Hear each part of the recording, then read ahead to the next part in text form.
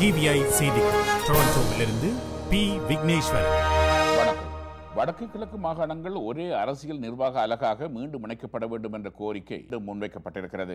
முன்னாள் பாராளுமன்ற உறுப்பினர் M.K. சிவாஜிலிங்கம் சுயநிர்ணய உரிமைக்கு பேச்சுவார்த்தைகள் மூலமான அரசியல் தீர்வுக்குரிய ஆணையை பொதுமக்களிடமிருந்து தமது கட்சி மீண்டும் கூறுவதாகவும், வடக்கில் உள்ள இராணுவ முகாம்கள் அகற்றப்பட வேண்டும், தமிழ் சிறை கைதிகள் விடுவிக்கப்பட வேண்டும், இடம்பெயர்ந்த மக்கள் மீள குடியமர்த்தப்பட வேண்டும் என்ற கோரிக்கைகளை முன்வைப்பதாகவும் தெரிவித்துள்ளார்.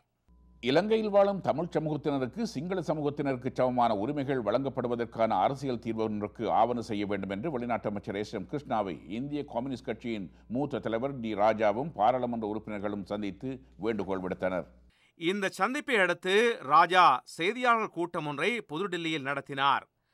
இலங்கை தமிழ் மக்களுக்கு அரசியல் தீர்வு கிட்ட வேண்டும் என்ற கோரிக்கையை சந்திப்பின் போது முன்வைத்ததாக அவர் கூறினார்.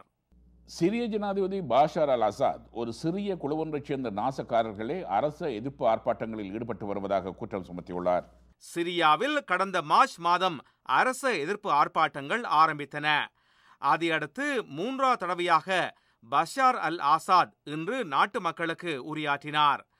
அரசியல் சீர்திருத்தத்திற்கான மக்களின் கோரிக்கைகளை நாடு கவனத்திற்கொள்ளும், ஆனால் ஒரு சிறிய குழு ஒன்று சில பிரச்சனைகளை தமக்கு சாதகமாக பயன்படுத்தி வருவதாக அவர் கூறினார். விரிவான செய்திகள் டிவிஐயின் செய்தி அறிக்கையில் இடம்பெறும்.